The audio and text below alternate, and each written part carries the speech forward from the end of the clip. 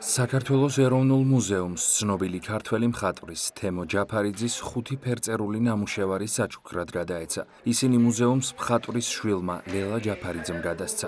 ეს ნახატები იმ 14 ფერწერულ ნამუშევარს შორისაა, რომელიც თემო ჯაფარიძის მიერ 1991 წელს საფრანგეთში გამოფენაზე წარდგენის შემდეგ ბოლო 34 წლის განმავლობაში ქალაქ ნანტში ლიტერატურისა და მთარგმნელის პროფესორ გასტონ ბუაჩიძის ოჯახში ინახებოდა. ქართველი მხატვრის თემო ჯაფარიძის 14-მდე ნამუშევარი დააბრუნა კულტურის სამინისტრომ საფრანგეთში საქართველოს საელჩოს დახმარებით და მადლობა საგარეო საქმეთა სამინისტროს ყველა თანამშრომელს, ვინც მოგვეხმარა.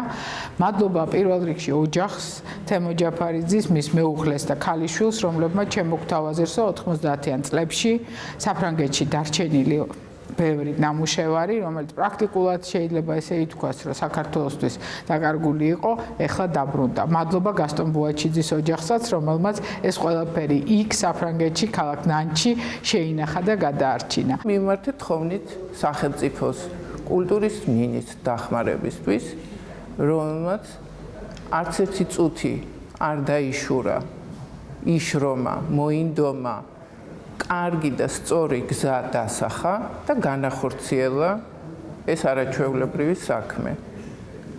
ჩვენ საპასუხოდ მადლიერების ნიშნად 5 ნამუშევარს გადავცემთ სახელმწიფო მუზეუმს, ხელოვნების მუზეუმს.